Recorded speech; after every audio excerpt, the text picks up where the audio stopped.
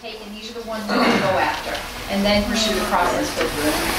You know, I don't want to at will pick all the pools for everyone. I would like to put the list together and say, here's the ones in the order that we want to go after, and present it to the board. I just didn't know who to work with now, so I'll work with you, Earl. That's fine. I'm sorry, I'm going to make one final comment about these pictures. Our current ordinance allows for a vehicle, as long as it's properly tagged, to be parked on the street or in your property. It does not address boats that are inoperable. It only addresses vehicles, I believe. I don't know that any of these bigger boats have motor. The photographs are hard to tell, but you can't tell whether, you know, this 18-foot cuddy cabin has a motor on it, or this other Mark, one. I think it's recreational vehicles, so it does allow recreational vehicles. Now, you can call a boat a recreational vehicle, a camper, a motorhome. But it has to be operational. It's supposed to be operational. Boats got to float. We've got a lot of boats around Long Beach that are not operational. They're still sitting in people's yards. We've got a lot of operational sits in people's yards that people don't like. So. Yeah. So, Well, we've got it. I'm going to take care of it. Look at how long we've been talking. Well, you need to go see Mr. Judge Ross. Yeah, why don't you just try Who to rides around every day? get him on the side? Let him go see Let Judge him Ross. talk to Judge Ross. All right, Annexation of annexation industrial park, Alderman Weisha. this is something that we've kind of been talking about off and on for years, and I want to bring it kind of back to the forefront of this board's attention. In the comprehensive plan, not the SMART code, but in the comprehensive plan that we also will be adopting, hopefully sooner than later, there's a section in the back that speaks to, very, very broadly speaks to Long Beach's annexation analysis, and it identifies 3 areas for annexation. One is the industrial park. One is quite a larger area between 28 and Landon, bordered by Beatline and Canal, and the third one is actually the NCBC over here on our eastern border. But I want to focus tonight on the industrial park because I know that Pastor Christian is looking at trying to cross SB Avenue, or is that Minge? Which one is that? It's not, they're not trying to get across it. They're trying to get the rock plant. And I know there's, Why would they? I don't know why. It's in the industrial park. It's in the industrial park. Actually, the annexation area here encompasses the rock plant. Well, Chipper told me he was not, I mean, they may have done it in that, but Chipper said he's not going after the rock plant. He's not trying to get the rock. He's made some casual comment that he'd like to have a rock plant to the legislature, and the legislature told him no. But all that being said, to the best of what I've been able to find, if we were to annex the industrial park, that would give the city coffers about another $168,000 a year to use in some ways, or to look at studying the annexation area to the north, which I know Mayor Schloegel is already up in Jackson trying to look at ways to annex all of that. And if he's successful, then we're going to be locked in. But I've been told by Chief Wayne in the past and by Chief George that when calls come out, 911 calls, we typically are some of the first responders to industrial park. We control all of that we do that, and the county may show up, but the county doesn't show up. So we're already providing, some of those services. And I don't know what's involved. I know the last time Long Beach annexed anything was back in the early 80s, and that was 30-something years ago. But that's kind of sitting there for our taking, and I think we need to do whatever we can to go ahead and do it. I don't know what the process is, Jim. I don't know how you make formal application Jim's already to do that, or with whom you do that.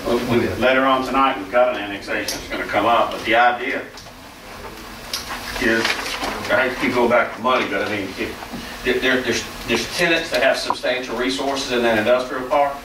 If they don't want to be in the city and they want to fight, you're looking at at litigation to fight out getting them annexed into the city. And, you know, do you want to spend the money on litigation? On the other hand, if you can talk to every tenant in the industrial park and cajole or convince them not to oppose it, we can have a friendly annexation and it'll be cost almost nothing. I mean, it'll be real cheap.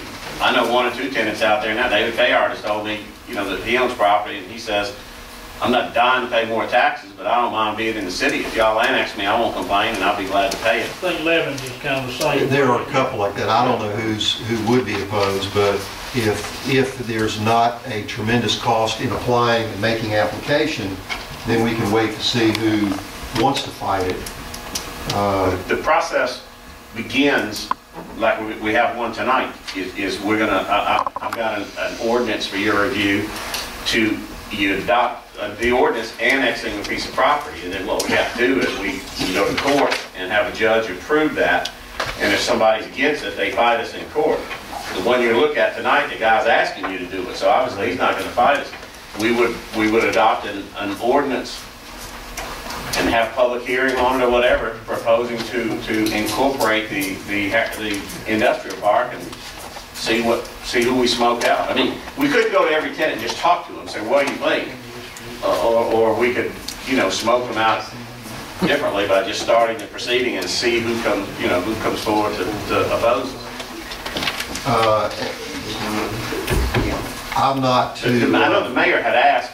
We already were talking about this and trying to put something together. And the only thing is Jim was trying to work 2 things together, like this industrial park and this 28th Street annexation. Well, the 28th Street person is sitting there waiting to move his business. Yeah, he's anxious to move in. He's been waiting on us for a number of months. And I asked Jim, I said, close out this one on 28th Street, let up on the industrial park till we can get this finished. Because this man is trying to move it. It's time sensitive. And that's what we've done. We were already working this thing. That's fine. I want us to continue working it. I think we need it.